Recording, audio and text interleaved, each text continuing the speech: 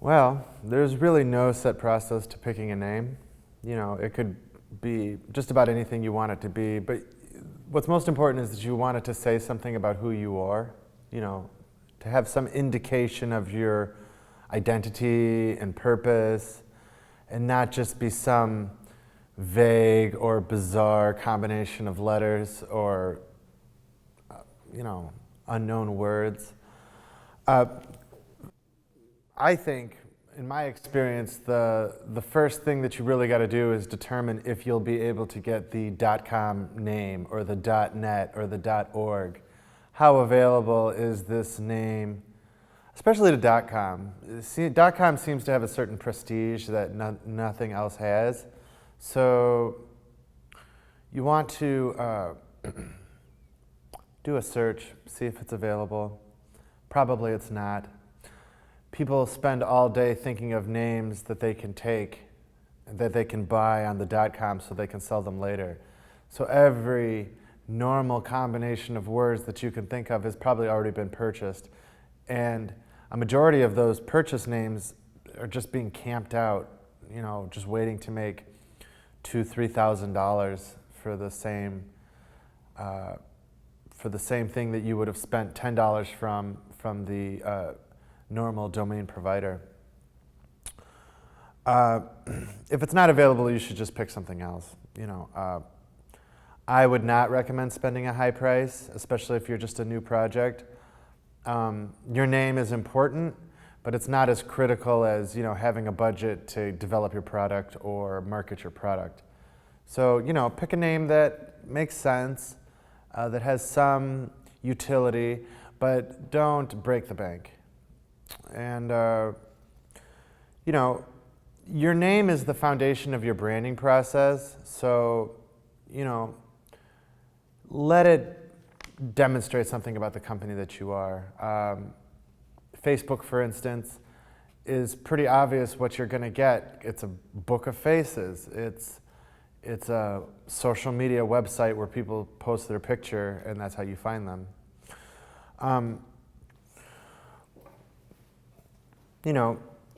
Your name is the foundation of your branding process, so you want to do what you can to build enthusiasm from the beginning.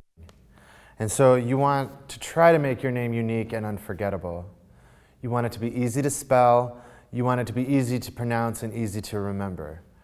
And a lot of times, well, we'll get to mistakes in a second. You want your name to give insight into what your business does.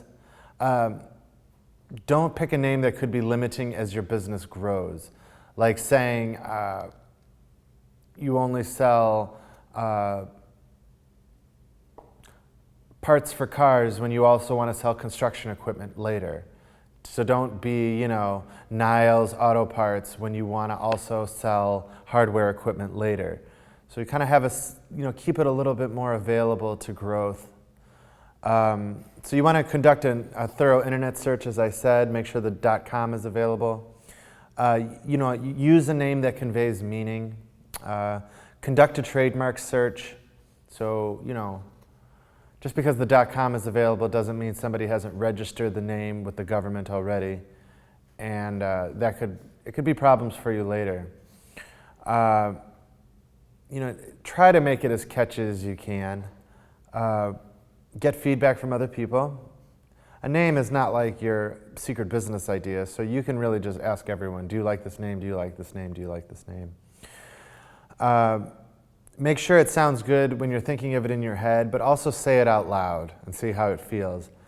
Like for this course, I had the idea of business steps, but when we wrote it down, we realized it was 3 S's next to each other.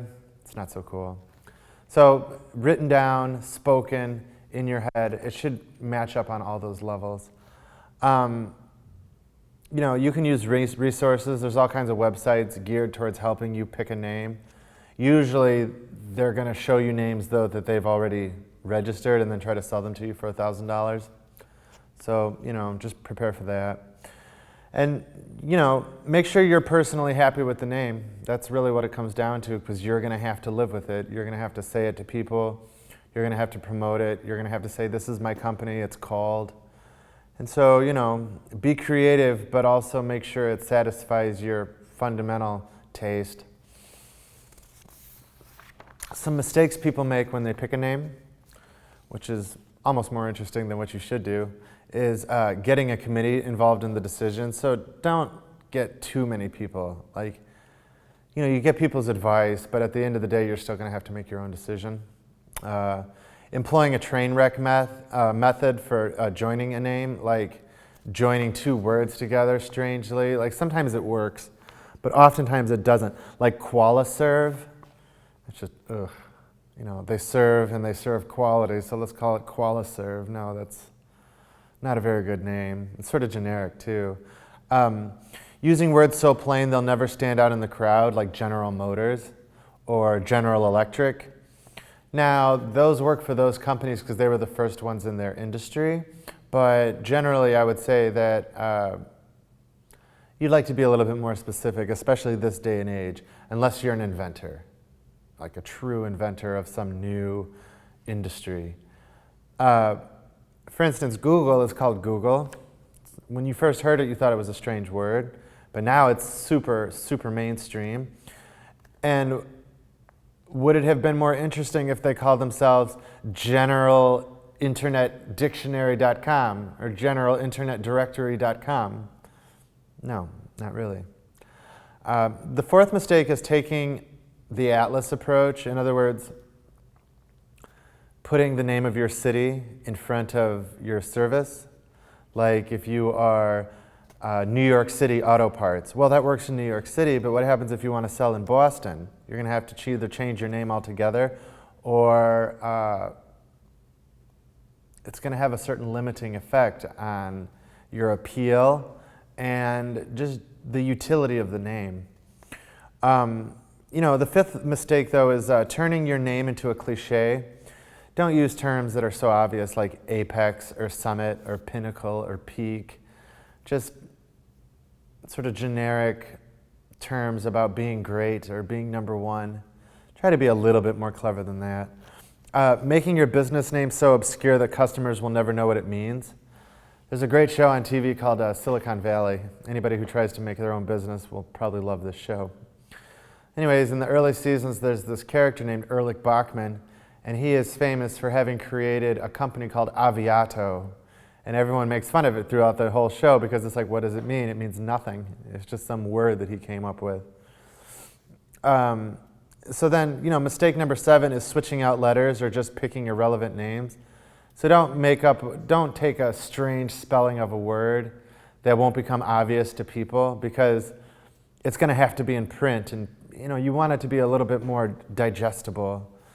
So, I know these are a lot of restrictions on a process that's already very difficult, but they will help you from making some tasteless mistakes.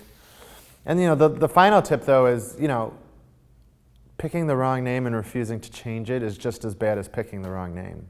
It's worse, because then you're stuck with it. Some companies that started out and then changed their name is, Sony used to be called Tokyo Telecommunications Engineering. Yahoo used to be called Jerry's Guide to the World Wide Web. Nintendo used to be Marufuku Company. America Online, AOL, used to be Quantum Computer Services. IBM used to be Computing, Tabulating, Recording Corporation. Pepsi used to be Brad's Drink. And Snickers used to be called Marathon. And now they have a much more, useful name, much more iconic name. And that came because they, got in front of focus groups and really did the work to figure out what to call it. But also, the names that they had just weren't going to cut it. They're too long or they're just not so clever. So, take your time and think it through and recognize that in some sense your options are limited just because of the world we live in now. But if you're diligent and maybe consider hiring a professional, they don't charge that much and it is your name. So just do your best and prepare to live with it.